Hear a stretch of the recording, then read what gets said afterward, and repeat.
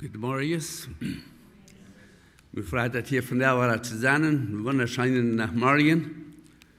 Und gehen alle hier zu sein. Ich weiß, der Herr, der hat eine Serie für uns von des Morgens. Wir die in der Bibel aufmerken, noch Römer Kapitel 8.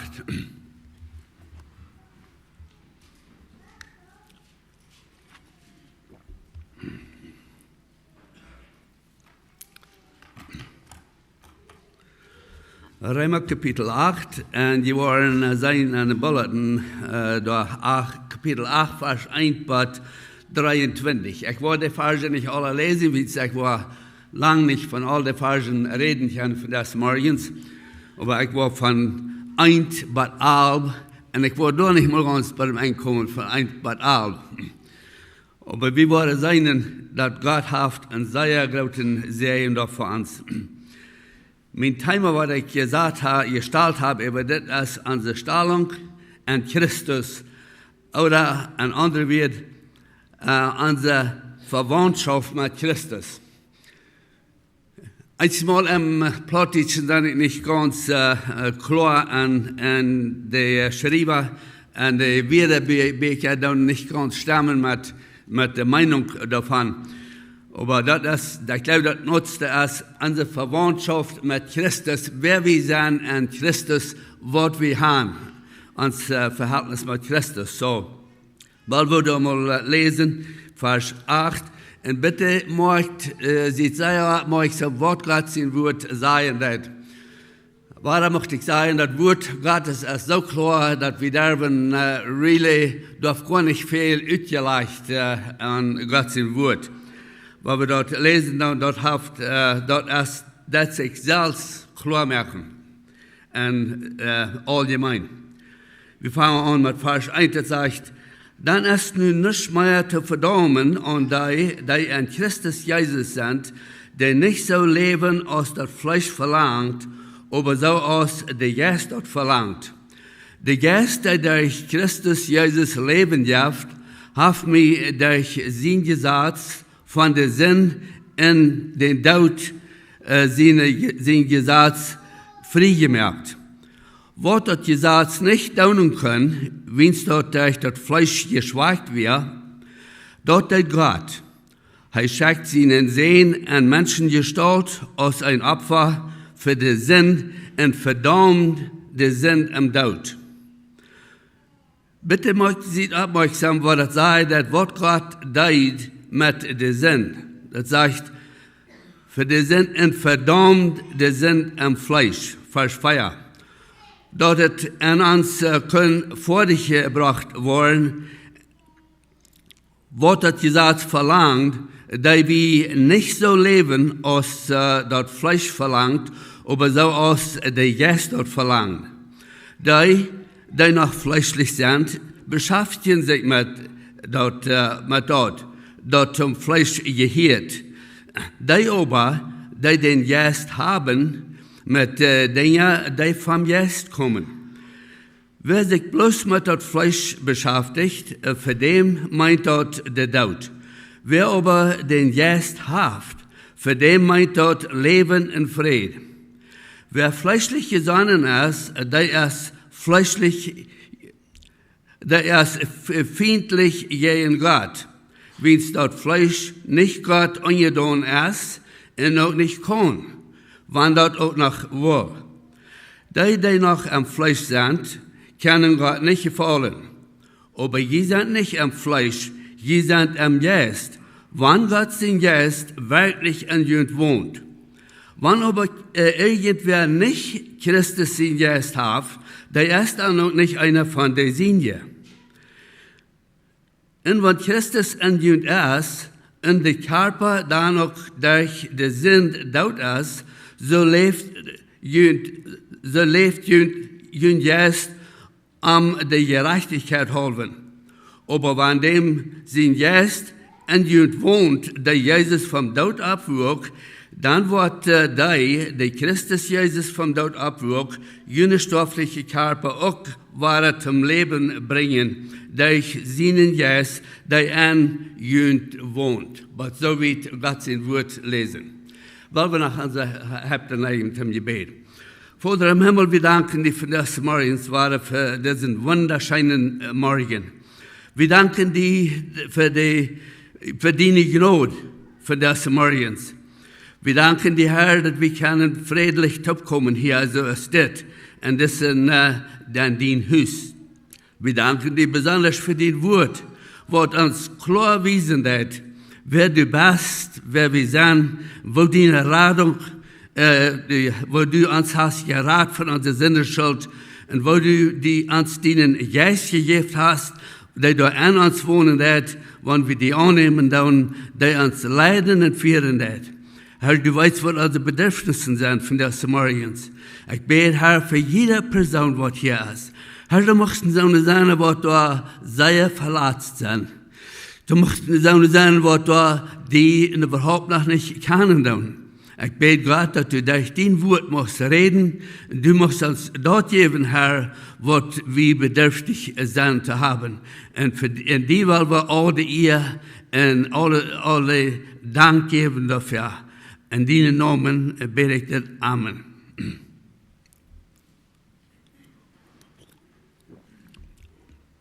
Römer 1,8, Vers 1, der Überschrift als Leben durch den Geist. Das Kapitel wird uns die Arbeit wiesen von dem Heiligen Geist, was der Heilige Geist hat. Hast du auch mal gedacht an was für eine interessante Zeit wir leben dann für den Tag? Was ich glaube, wir leben von der Tag eine Zeit, was die beste Zeit in History ist, über all die Jahre, was die Welt gestanden hat. Wir sind alle gut bekannt mit der Gnadenszeit. Wir sagen, wir leben in einer Gnadenszeit. Weißt du, was das wirklich meint, die Gnadenszeit? Ich glaube, das ist eine Zeit, wo wir bloß sehr wunderschön ist, viel besser, als wir ans Fern denken. Wir nehmen das alles so selbstverständlich. Aber denkt mal an, dass ein klein bisschen kicken im Alten Testament, und da die Menschen, die lehren davon, die wissen von, das Alte Testament redet von der Radung, was Gott haben sie wieder, weil sie leben in ihrem Gesetz. Und Gott hat gewisse Menschen von der gewissen Zeit, von der gewissen Arbeit, die mit dem Heiligen Geist fallen, so dass sie in Arbeit können wiedergehen.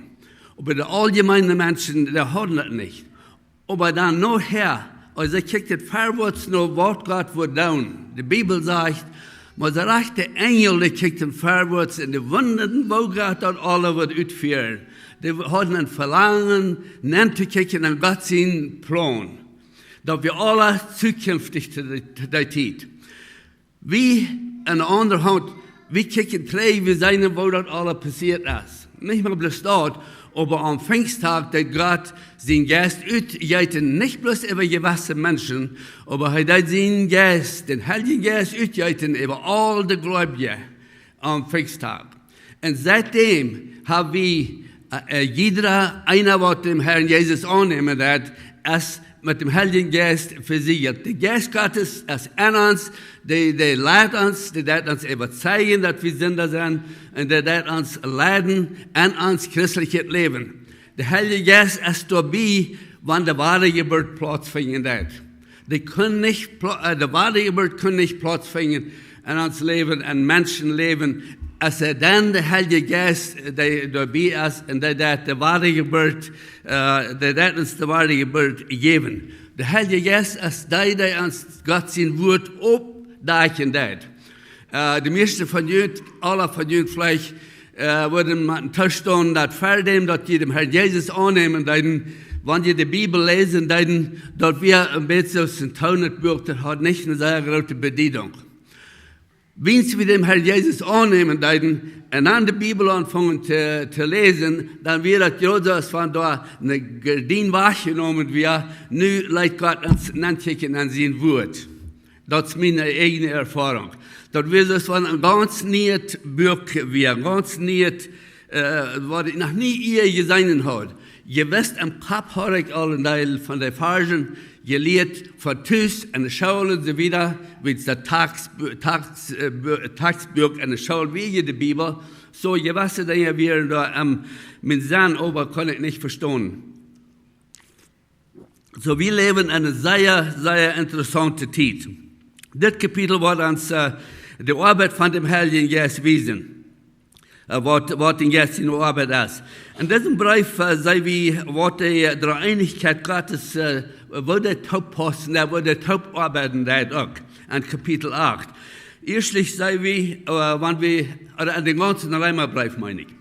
Wenn wir den Römerbrief würden lesen vom Anfang bis zum Ende, da würden wir sehen, dass Römer 1, Vers 1, 3, Vers 20, da sehen wir, dass Gott der Vater an der Erschöpfung, dort wird wir dabei sein, wo Gott schaffen, wo er verbunden wird, wann wie die Welt geschaffen wird. Zweitens sehen wir in Römer Kapitel 3, von Vers 3, 21 bis 7, 25, Gott den Sehen an der Radung.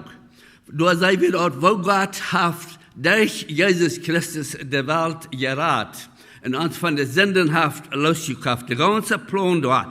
Und was ich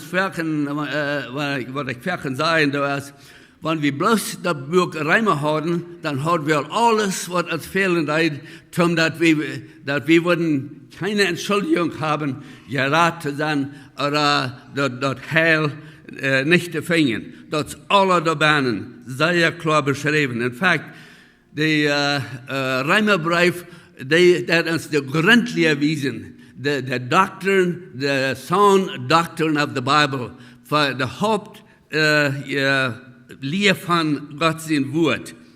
Drittens sehen wir dort sehen wir dort in das Kapitel, Gott, der Heilige Geist und der Heiligung an den Christ. Dort wird wir in das Kapitel sein, wo der Heilige Geist verbunden ist. Sie wird nämlich gesagt, das war Römer Kapitel 8. Und das wird hier sagen, der Quote. Das Kapitel ist der höchste Punkt in das ganze Römerbrief. Dort sind viele Bibellehrer, die sagen, dort das Kapitel ist der Mittelpunkt von der Heiligen Schrift. Dort fängt an mit kein Verdammnis oder kein Verdorben und kommt zum Ende mit kein Scheiden. Und dann dort waschen ist alles, was ein Mensch braucht, dass er ein heiliges Leben für Gott leben kann. Das wird er sagen über das Kapitel. Okay, unsere Verwandtschaft mit Christus oder wer wir sind an Christus. Vers 1 sagt, dann ist nun nicht mehr zu verdammen an die an Christus Jesus sind, die nicht so leben, als das Fleisch verlangt, aber so als der Geist dort verlangt. Wollen wir mal ein klein bisschen zurückkicken, weil wir in der Bibel haben, dass bloß ein Kapitel zurückkicken, und weil wir ein klein bisschen zurückkicken nach Kapitel 7, sehen wir, der Apostel Paulus sagen, dass in Kapitel 7, besser zu verstehen, was Kapitel 8 zu bedienen hat. Wenn wir kicken nach Kapitel 7, das Kapitel ganz durchlesen, dann sehen wir dort, dass dort ist ein Kapitel, was nicht sehr, wo soll ich sagen, nicht sehr siegreich ist.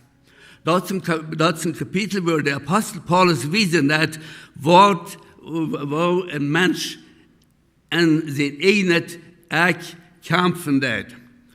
Und Vers 3 und 4, oder Vers 4 und 6, wo ich jetzt lesen. Die sagen, solange wir anbekehrt am Fleisch wären die sämtliche Leidenschaften durch das Gesetz gereizt und an die Geleder und an der Arbeit Frucht, an die Geleder an der Arbeit Frucht zu tragen, die zum Tod führen. Ich glaube, das habe ich gut verstanden. Ehe wir bekehrt werden, Dann sagt dort, wir in der sämtlichen Leidenschaften, durch das Gesetz gerätst und an sich gelehrt und die Arbeit Frucht tragen, die zum Tod zum Tod führen. Vers 6, aber nun sind wir von das Gesetz los, dort für dort, und dort wir gebunden werden. Wir haben nur einen neuen Dienst im Geist und nicht mehr an der alten Buchstaben vom Gesetz. Das ist nicht anders. Das ist wieder so, dass was wir deuten, dort wir Dinge, die zum Tod führen. Das wird so wie geboren werden. Nu wil ik een klein beetje overgaan naar vers 14 en kapitel 7. En ik word bloß gewisse dingen uit een paar versen lezen.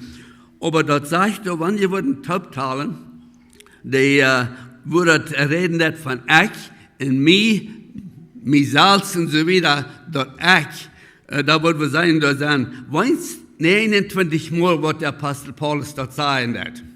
Sehr interessant. Er sagte, wie wären, an Vers 14 sagte, wie wären dort gesagt, geistlich, wie weit denn dort das Gesetz geistlich ist, aber ich sie fleischlich an Sklav in der Sinn verkauft. Ich kann mich selbst nicht verstehen, wie es ich da nicht, was ich daunen will. Aber da gerade dort, was jeden an ist. Aber wenn ich dort da, was ich wünsche nicht zu tun, dann stimme ich mit dem Gesetz und steht da, dass das Gesetz gut ist. Dann sehe ich dort nicht mehr, der dort tät, dann ist dort der Sinn, der an mir wohnt. Wenn ich weiß, dass an mir, dat is aan mijn vlees woont niet godet. Dan willen godet te doen, heb ik, aber ik breng dat niet voor dich. Dat godet, dat ik doen mocht, doe ik niet. Dat beide aber, dat ik niet doen mocht, dat doe ik. Aber wenn ich genau dat doe, wat ik niet doen mocht, dan zie ik dat niet meer, dat deed, dann ist dort der Sinn, der an mir wohnt. Dort ist dann nur all einmal so. Ich möchte dort Gode daunen, aber dort beise ist noch an mir. Innerlich stimme ich mit Frieden mit Gott sein Gesetz, aber an meine Glieder sehe ich ein anderes Gesetz, dort je in das Gesetz stritt, dort ich daunen will, und mir an dort sämtliche Gesetz verschruft. Und mir an dort sämtliche Gesetz verschruft, dort noch an mir ist. Wer wird mir elendig wrak von den Dauden Körper frei machen? Interessante Frage, was Paulus da hat. Paulus kickte an und wisst dort, wo das schaffen hat, wenn wir proben, ein christliches Leben zu leben, ohne das Gesetz. Nun ist meine Frage, was ist das für ein Mensch? Lass mir noch eine Vers, der letzte Vers noch lesen hier. Er nicht nur abhören, er sagt in Vers 25, Gott dank wir dafür, dass Jesus Christus unseren Herrn, dann ist dort nicht so, ich selbst mit meinen Wahlen, dein Gott sein Gesetz, aber mit Fleisch der Sinn Gesetz. So, was ist das Problem oder was ist die Lösung davon? Meine Frage ist, was ist das für ein Mensch, der das hier beschrieben hat in das Kapitel? Wer kann das sein? Ich glaube, wir können sagen, dass das sind meine Gedanken, aber dort können ein Christ sein, der braucht für Gott zu leben, durch das Gesetz. Weil das ist möglich, dass dat Christen en ik moet staunen verken, wo viele Christen nicht Sieg haben in ihr Leben. Die proben mit aller Macht zu leben en ihre eigene Kraft sein ein siegreiches Leben zu leben. Warum? Ich glaube, dass da wäre es, dass wir nicht, eine Ursache kann sein, da wäre es, dass wir weiten, dass nicht wirklich klar, was Gott für uns getan hat. Wer wir wirklich sein, aus Gott sein Kind. Wir sagen und weiten doch, dass wir sind durch genau die Rat, aber wir sind, und besonders wie aus Mennoniten, wir sind so abgetragen, wir machten doch fehlte daunen es mehrjährlich, wann wir da wollen, genug daunen, da wird es dann vielleicht noch mal taurechen.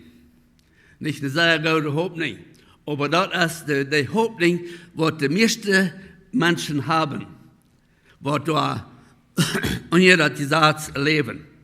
Also dort können Christen sein, aber nicht wirklich weiten, was wir an Christus haben, was Gott für uns getan hat. Wir sind gerat, aber wir müssen doch proben, dort nicht festzuhalten.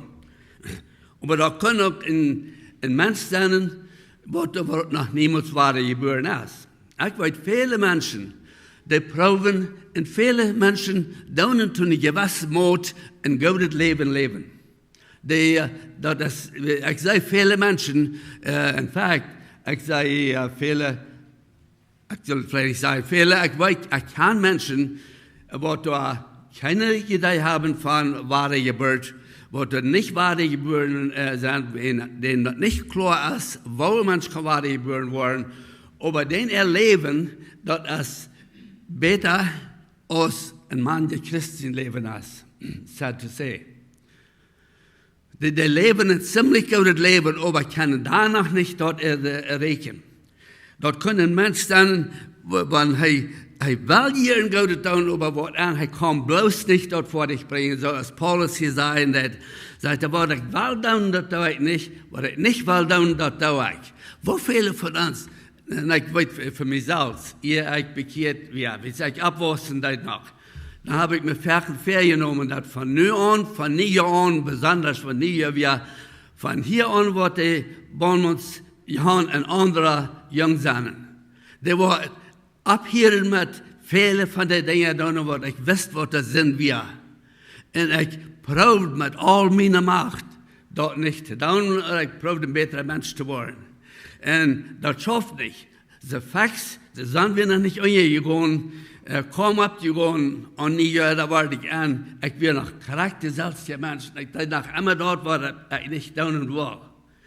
Also, dort können von beiden Christen und nicht-Christen sein.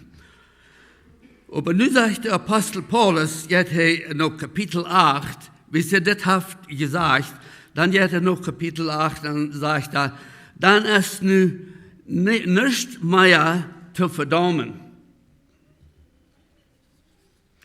Dann ist nun nicht mehr zu verdammen, und zu wem sagt der Apostel Paulus das hier? Er sagt, dann ist nun nicht mehr zu verdammen, und dann ist dann Kammer, die in Christus Jesus sind.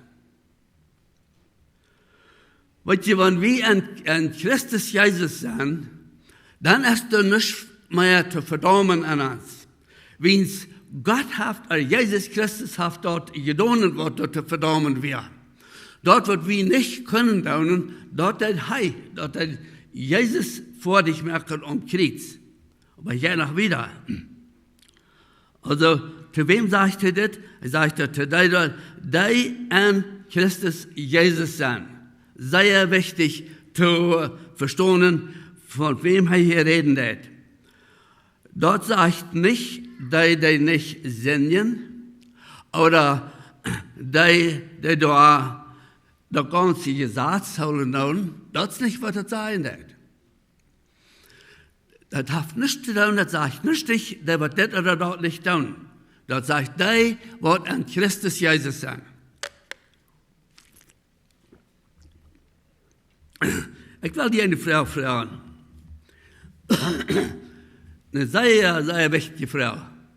Wo dort der Fall ist, was das sein hat, Gott sagt, was er meint, und er meint, was er sagt. Ich glaube, er meint korrekt auch, was er sagen hat. Er sagt, die, die an Christus Jesus sind, du hast nicht verdammliche Bahnen, wie es Jesus hat dort getan für uns. Er hat unsere Sinne Schuld auf sich genommen. Der letzte wird, was er sagt, dass ihr starb, sagt er, es ist vollbracht. Weil ihr die Schuld von der Sinn, die wir betont, du und ich dürfen den nicht mehr ertragen. Wenn wir an Christus Jesus sind. Die Frage, was ich dir will fragen, ist, bist du an Christus Jesus? Das ist dann die Frage. Das ist eine sehr, sehr wichtige Frage. Bist du an Christus Jesus? Weißt du das ganz versichert, wenn ich die Frage oder was du die selbst fragen bist du an Christus Jesus? Wollen wir mal 2. Korinther Kapitel 13, Vers 5 lesen. Bitte schlot ihr in die Bibel ab, 2. Korinther Kapitel 13, Vers 5. Weil das ist immer, ich gleich das, wenn wir Gott sein Wort lassen, die Antwort geben. Wenn Gott sein Wort dort weit für uns sicher dort stimmt. 2. Korinther 13, Vers 5 sagt, und ihr seht uns selbst, auf ihr am Glauben stohnen. Das sagt nicht, dass die Prediger oder irgendein anderer soll das an ihr sehen. Das sagt hier, und ihr seht uns selbst, jeder einer für sich selbst. Prüft dort selbst aus. Wollt ihr dort nicht selbst, dass Jesus Christus an uns ist? Sehr wichtige Frage. Und diese Frage sagt Paulus zu jeder einzelnen von uns, von der. Für jeder einer, was Gott sein Wort lesen hat. Prüf die mal selbst aus, dort mal selbst ausforschen sein, wo stehst du mit Gott? Weißt du, dass du an Jesus Christus bist? Das sagt nicht von, was daunen oder nicht daunen evens. Ob wir an Jesus Christus sind. Dann sagt er, wie es war nicht, dann haben wir versagt. Dann habe ich versagt. Entweder wir sind ein Arm oder wir sind nicht ein Arm. Und dann in 2. Korinther, oder in das selbste Buch, 2. Korinther 5, 17. Bloß ein paar Blätter überdrehen. Da sagt er, du wären, wenn wer an Christus ist, dann ist er ein neuer Mensch. Da wird er vorher wie er ist nicht mehr. Er ist nu was nicht geworden. Ist das passiert in deinem Leben? Bist du ein neuer Mensch geworden? Ist das alles nu anders, als das wir vor dem, dass du den Herrn Jesus annehmen darfst? Ich war eigentlich ein klein bisschen lauter, weil ich da gekommen, weil wir sehen, was die Bibel sagt, was passiert, wenn wir waren geboren. Nachher denke ich, was passieren wird. Also da ist nichts, was zu verdammen ist. Und der zweite Part von der Vers sagt, die nicht so leben, als das Fleisch verlangt, aber so aus der Geist das verlangt. Das sagt, du hast nichts zu verdammen an die an Christus Jesus sind, auch die dort nicht so wandeln, als das Fleisch dort verlangt hat, aber so aus der Geist dort verlangt. Das sind zwei Bedingungen. Reimer wies uns die Erradung uit Genade durch den Glauben an das, was Jesus für uns am Kreuz vollbracht hat. Und Jakobus wies uns, dass unsere Worte ans Glauben wurden bestätigen. Weil viele Menschen sagen, dass, wenn wir reden nun von unserer Versicherheit an Christus und dass wir versichert sind an Christus und so weiter, sagen sie, aber jo, da müssen doch auch Worte sein. Kostet nicht bloß ihr Leben. Und sie sagen, dass Jakobus und Reimer, die dann sich wahr sprechen. Und Reimer sagt Paulus zum Gerat worden, der wir bloß geleben und da was Gott getan hat. Der Gnade wie Gerat, nicht durch unsere Worte, dort ist eine Gabe von Gott, nur Epheser Kapitel 2 noch, nicht mit Worten, so dass sich nicht mehr immer wer riemen wird. Also, sie sagen, dass wir leben dort, Worten haben nicht zu tun. Und aber Jakobus sagt, der Glauben ohne Worten ist tot. Der sich dort wahr sprechen. Jakobus Kapitel 2, Vers 26 sagt es das. So als auch der Körper ohne Geist tot ist, so ist der Glauben ohne Worten tot. Was meint das? Kriegt dort, was Paulus sagt, an der Reimer. Er sagt, der Glauben, wenn dann wahrhaft Glauben ist, sagt er, dann sind wir nie ein Mensch, dann ist das alle vergangen und es ist alle nie geworden. Römer 8, Vers 2 sagt, der Geist, das ist der zweite Vers an meinem Text. Der Geist, der durch Christus Jesus leben darf, hat mir durch sein Gesetz von der Sinn in den Tod sein Gesetz freigemacht. Nu zijn we niet meer, nu durven we niet meer door een leven zoals hij zei in kapitel 7.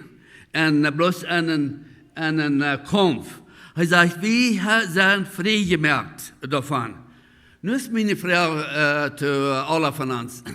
Waarom is dat dan een man, ja einer van ons als godsdienst kennen, haben können scheinbar nicht sich kriegen über Sinn.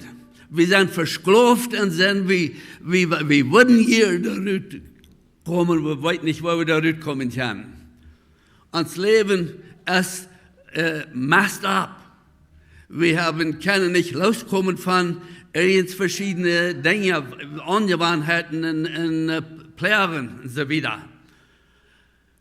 Ich wundere, wann wir können sein, in jedem einen von uns persönlich, wie weit wo wir hier sind, dann sehen wir uns an, so als wir loten, weil wir am Sonntagsmorgens in der Kirche sind. Ich wundere, wann wir können uns selbst sein an der Blackboard, kriegt alles, wer wir sind, wirklich 7 Tage der Werk. So ist Gott uns an sein, wo uns das wird loten. Was wir wirklich sind, oder was Gott sein, dort ist, wer wir wirklich sind. Und ein Mann, ja einer von uns, und ich rede von mir selbst, ich weiß, was in meiner Vergangenheit, in den 44 Jahren, was ich bekehrt bin, ich weiß, was fair geworden ist, was in unseren Tiden, ich weiß, wo ich furchtbar gekämpft habe, gegen Dinge. Aber Gott sei Dank, wir können sich kriegen über die Dinge. Wir sind in Christus, wir haben die Kraft. Gott hat uns Sieg gegeben über den Sinn, wir dürfen noch nicht mehr gegen kämpfen. Ich habe in der letzten Zeit mehrere Botschaften gehört über den Kampf, was wir haben gegen den Teufel. Wir kämpfen nicht mit Fleisch und Blut allein. Wir kämpfen gegen den Teufel selbst, gegen die böse Geister, was in der Luft herrschen, noch Epheser Kapitel 6 noch. Wir haben die letzte Zeit erfahren. Und die meisten von euch wissen, was von furchtbarer Kampf, als von meinem Bruder, seine Familie sind durchgegangen, mein Bruder seine Familie, mein Bruder Henry seine Familie durchgegangen ist. Wir haben gesehen, wo der Teufel mit all seiner Macht ansaten, und probiert Menschen im Distel zu holen. Und ich frug gestern mitteilen, ein klein bisschen von dort, wo ich war mitteilen, musste ich meinen Bruder Henry phone gestern und fragen, ob er mir erlauben, dass ich mitteilen, von was passiert wäre. Also ich sage ehrlich. Und ich sage, ich frage die da werden, ich will sehen, ob das wirklich wahr ist, was die bekennen, was in deinem Leben passiert ist, oder ob das nicht ist. Ich sage, war nicht. Ich sage, da will ich doch nicht mitteilen. Wie sie kann das selbst meist nicht leben, weil mein Bruder mit seiner Familie mein Bruder und seine Frau sind für 35 Jahre eingegangen. Und ein Leben gelebt. Und I'm telling you, das ist furchtbar sehr abgemacht. Die Familie, 17 Jahre, eine von den Töchter hat sich bekehrt und lebt für den Herrn. Die erste Tochter. Wir fangen an zu beten für Ernten. Die Kirche betet, viele Menschen beten für Ernten.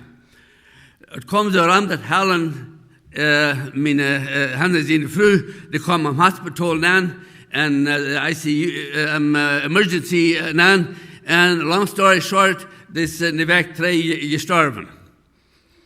Und das ist cremated, das sind Ashes, but in between, während dieser Zeit, probieren wir, das Evangelium zu bringen. Und meine Niece, Tina, hat 10 Minuten, wo sie allein mit ihrer Mutter von Jesus reden. Sie wird bewacht von ihrer Geschwister, dass wir allmählich mit ihr zu reden. Aber in der Meantime, mein Bruder Henry, der gibt sein Leben an, frisch zu Gott, möchte sich frisch ab vor Gott, weil sie haben Jahre 3, vielleicht 40 Jahre 3, haben sie mal dem Herrn angenommen, aber sie haben nicht in ihr Leben wirklich Sieg, und sie leiten den Feind an 3 an bringen, und dort wir furchtbar sehr verbessert, die ganze Familie gegen Gott. You wouldn't nicht leben können, Dinge, was da vergehen leiden.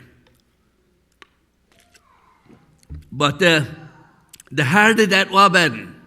Aber mit Sinn muss es einmal gedealt worden. Ich sehe zu meinem Bruder Henry, ich sehe, du bist der Vater, und du sollst ein Vergang sein. Ich sehe, die Kinder haben ein Recht, abzukicken, nur die. Aber ich sehe, du hast nicht, du in deine Frühhand nicht Verantwortung genommen. Jene Kinder sind dadurch so furchtbar verbessert im Leben für den Teufel, und der Teufel hat der Vollmacht an die Familie, das zu tun, was zu tun. Und er died dort. Er sagt, du sollst nur die Kinder gehen und bekennen dort, und er died dort. Und please note, ich habe die Freiheit, das mitzuteilen. Er gibt mir die Freiheit. Und der Herr, der fängt an zu arbeiten. Long story short, er fängt ihn ab und sagt, John sagt, das Leben ist so schön, sagt ich ging jetzt so was zurück, ich kicke im Himmel, ich habe noch nie in meinem Leben gesehen, wo wunderschön der Himmel, wie des Stierens sagt. Sagt das ist so schön. Und etliche, 2 von seinen Kindern sind ganz betor, dass sie wollen, wir glauben, dass sie wollen dem Herrn annehmen. Die kommen zu der Memorial Service, was Tina hat, letzte Mittwoch. Und kommen noch an und hielten das Evangelium da. 3 von denen wären nicht da, sie würden sich nicht seine Loten und Gott in gehen wird. Aber 3 Stück wären da, including Henry. Und sie sehen nachher, und Henry vor mir, das habe ich von Henry, er sagte, der hat gesagt, er hat niemals geglaubt, dass ab dieser Ehe, dass die Kirche dort wäre, was sie da gehört hatten. Was die Gott braucht, der ist dort. Und das ist, was passiert hat. Aber wir können, aus Gott seine Kinder, wir haben still noch unsere Wahlen, an Gott sein Weg zu gehen, oder bezieht gehen in dem Teufel. Okay, so viel von dort. Ich muss vorwärts gehen hier. Aber das ist Reality. Das ist was, wir sind in diesem furchtbaren Kampf, wo der Teufel probt, alles zu verdorben, was möglich. Okay, Römer Kapitel 2. Der Geist, Römer Kapitel 8, Vers 2, pardon me. Römer 8, Vers 2. Der Geist, der durch Christus Jesus Leben jaft, hat mich durch sein Gesetz von der Sinn in den Tod sein Gesetz frei gemacht. Was der Geist Gottes, der hat uns frei gemacht. Wir sind an Gott seine Augen, wir sind frei. Wir sind unter seine Gnade. Wir sind recht gesprochen. Warum sind dann so viele Christen, was da dann haben die Leute gesagt? Vers 3 sagt, was hat gesagt, nicht tun können, wie es dort das Fleisch geschwagt wäre, dort der Gott, schickt seinen Sohn an Menschengestalt als ein Opfer für die Sünde und verdammt die Sünde am Fleisch. Was Gott hat durch seinen eigenen Sohn, hat die Sünde durch Jesus Christus verdammt am Kreuz auf Golgatha, und Jesus der sagt, es ist vollbracht. Die Sünde ist betont. Warum wollen Menschen dann verloren gehen? Viele Menschen wollen verloren gehen. Bloß deswegen, dass sie das nicht angenommen haben. Weil das Geschenk hat man angenommen. Wir müssen das leben, wir müssen das sein, wer wir sind in Christus. Vers 4 sagt, dass es an uns können vor dich gebracht worden, was das Gesetz verlangt, dass wir nicht so leben, als das Fleisch verlangt. Dass wir nicht so leben, als das Fleisch verlangt, aber so als der Geist dort verlangt. Wir haben eine Choice, wir haben eine Wahl, wir können so leben, als das Fleisch verlangt oder so als der Geist verlangt. Aber das passiert nicht, und wir können wieder gehen, kein bisschen gehen, nach Apostelgeschichte, Kapitel 13, Vers 35, 39. Und ich will damit zum Schluss kommen. Paulus predigt hier zu den Jüngern in Apostelgeschichte, Kapitel 13, Vers 35, 39. Wie Heien Silas auf Reis wären, dann kommen sie in die Jüdenschule, und da wird am Sabbat das Wort gelesen. Wenn es das Wort gelesen wird, wie es gelesen wird, da wird ihm gefragt, auf seine wurden Ehenswort waren dort dann. Paulus, den Namen, den sie gelernt hat, und dann seht ihr dort von Vers 35 bis 39, war das ganze Kapitel eigentlich, sagt er, ja, der Träger wisst da, wer Jesus ist und so wieder. Ich habe ihm da erst in History lassen, und dann sagt er das. Als David in seiner Zeit getan wird, das Vers 36, Apostelgeschichte 13, Vers 36, sagt, als David in seiner Zeit getan hat, was Gott verlangt, starb er und wird dort begraben, wo seine Väter lagen, und seine Körper verkeimen am Grab. Vers 37, aber das passiert nicht an dem, den Gott abwog. Deswegen, liebe Brüder, soll je weiten, dass jünd durch diesen Mann die Sündenvergebung gepredigt wird. Jeder dort, weiß wo sie können Sündenvergebung haben. Vers 39 sagt, und wer immer durchläuft, kann durch arm von all dort gerechtfertigt worden, wovon durch Moses in Gesetz nicht kann gerechtfertigt worden. Was meint gerechtfertigt worden? Ich meine, mit diesen Gedanken schließen. Eben die wollen wir das nächste Mal von reden. Was meint gerechtfertigt worden? Paulus sagt zu den Juden da, was das Gesetz lesen, sagt wurde mit Jesus, wir muss abstoßen, und wir können durch Arm, wer immer dort läuft, kann durch Arm von all dort gerechtfertigt werden, wovon sie durch Moses in Gesetz nicht können gerechtfertigt werden. Weil die einzigen Menschen, die fragen, sagen, du bist aber righteous, du bist ganz righteous, du bist so reich, gerechtfertigt. Sind wir gerechtfertigt? Ja, wir sind. Durch Jesus Christus sind wir gerechtfertigt. Wir stehen an seine Gnade. Stehen wir.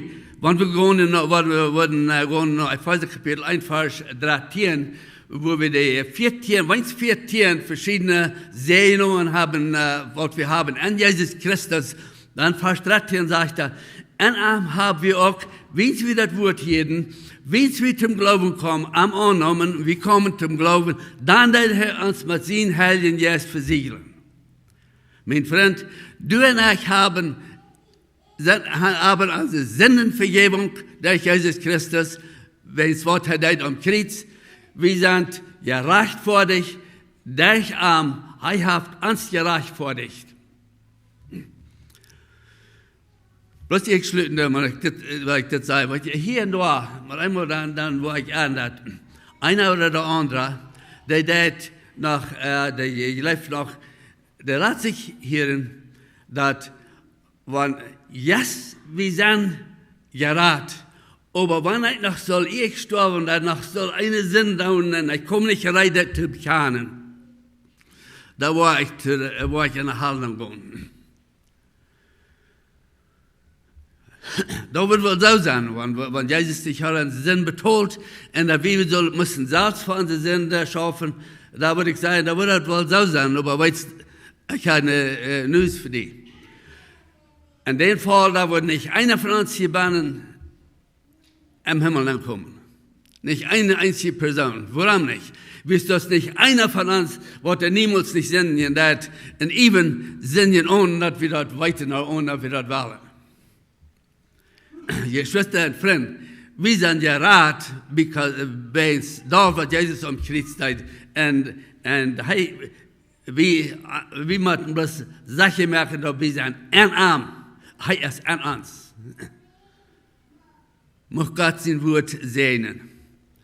Weil wir noch zum Schluss beten. Vater im Himmel, wir danken dir für den großen Heil, was du für uns hast, am Kreuz vollbracht auf Golgatha. Wir danken, Herr Jesus, dass du das nicht bloß durchlassen hast, aber du hast begraben und du standst ab vom Toten. Du wirst die erste Worte abstehen vom Toten. Nicht mehr bloß dort, du fürst treten am Himmel. Du sagst von der zu der rechten Hand Gottes, du darfst uns dort vertreten, du stehst ein für uns dort. Wenn wir accused worden von den Dieben, dann stehst du ein für uns. Du bist uns Advocate dort bei dem Vater. Wir danken dir dafür. Wir danken dir, Herr, für dein Wort, was wir hier haben, was wir lesen dürfen, was wir glauben können und was dort kraftvoll ist.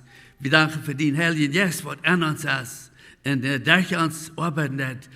Ich bete, dass du musst wieder reden zu uns und sehen uns wieder, bete ich in Jesus' Namen. Amen. Danke für Aufmerksamkeit.